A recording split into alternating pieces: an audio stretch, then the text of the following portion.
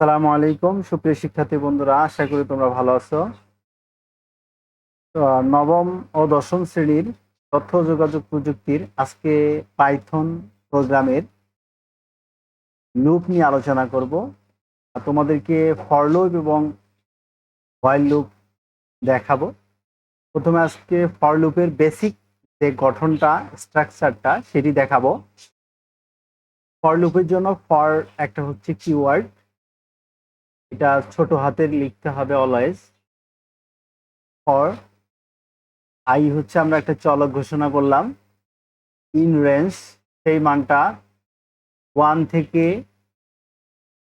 11 পর্যন্ত আমরা চালাবো। আয়ের মান 1, আয়ের মান 11 পর্যন্ত। 11 মানে এখানে 11 থেকে 1 কম হবে, সেটা হচ্ছে 10 হবে।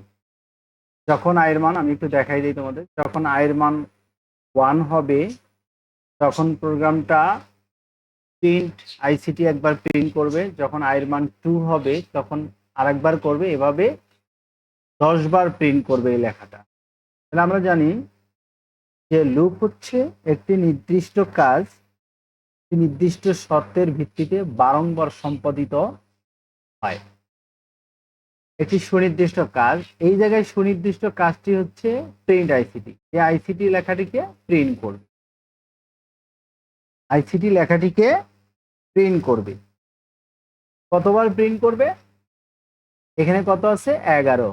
11 থেকে 1 কম, 10 বার প্রিন্ট করবে। আয়ের মান 1 হলে একবার প্রিন্ট করবে, 2 হলে একবার প্রিন্ট, 3 হলে একবার প্রিন্ট করবে, এভাবে 10 বার প্রিন্ট করবে। এখানে আমি যদি 101 দেই তাহলে 100 বার প্রিন্ট করবে। এখানে যদি আমি 10 দেই তাহলে 9 বার প্রিন্ট করবে।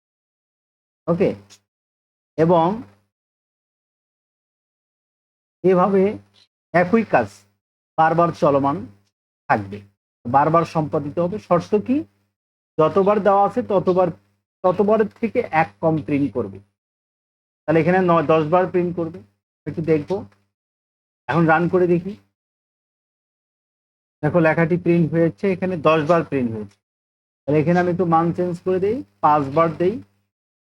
তোমরা দেখো কিভাবে কাজ করে। লেখাটি 4 বার প্রিন্ট হয়েছে।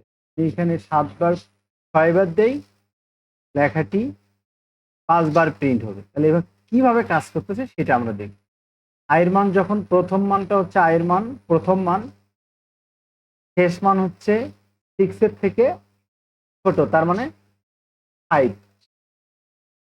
আর এখানে অটোমেটিক বাড়ছে কত করে? 1 করে। এখানে আমরা একটু দেখি, এখানে যদি 1 দেই তাহলে আয়ের মান 1, তারপরে এবার আয়ের মান হবে 2, তারপরে আয়ের মান 3, এভাবে কতক্ষণ পর্যন্ত চলবে?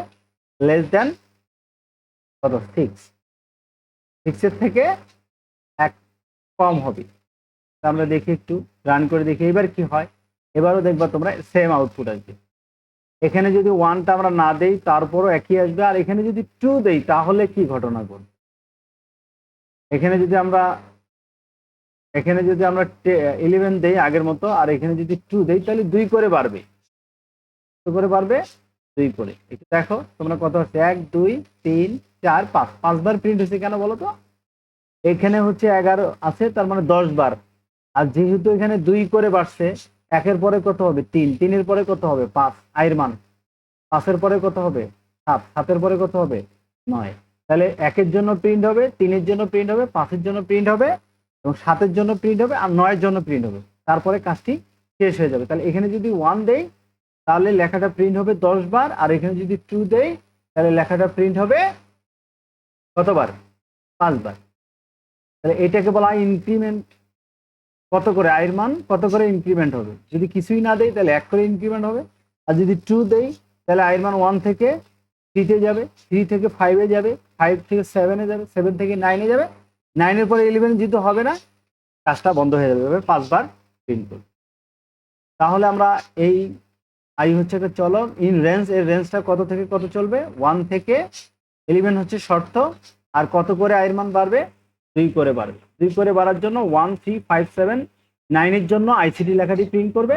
আর যদি 1 দেই তাহলে 10 বার প্রিন্ট করবে, কারণ আয়ের মান 1 থেকে শুরু করে 10 পর্যন্ত 10 বার প্রিন্ট করবে। এখানে আমরা যেমন এখানে যদি 5 দেই তাহলে কয়বার প্রিন্ট করবে? তোমরাই বলো। অনলি 2বার প্রিন্ট করছে, কেন বলো তো? একের জন্য একটা প্রিন্ট করছে, আর একবারে একের সাথে 5 যোগ হয়ে কত হবে? 6 হবে। 6-এর জন্য একবার প্রিন্ট করছে, 6-এর সাথে 5 যোগ করলে কত হবে? 11 হবে। যেহেতু 11 পর্যন্ত নিতে পারবে না, কত পর্যন্ত নিতে পারবে? 10 পর্যন্ত। এই জন্য আর প্রিন্ট করেনি। ওকে প্রিয় শিক্ষার্থী বন্ধুরা, একই কাজ বারংবার সম্পাদিত হওয়ার প্রক্রিয়াকে লুপ বলে। এখানে একটা নির্দিষ্ট শর্তের ভিত্তিতে এই লুপটা কাজ করবে। ওকে, আজ এ পর্যন্তই, দেখা হবে আগামী পর্বে। আসসালামু আলাইকুম।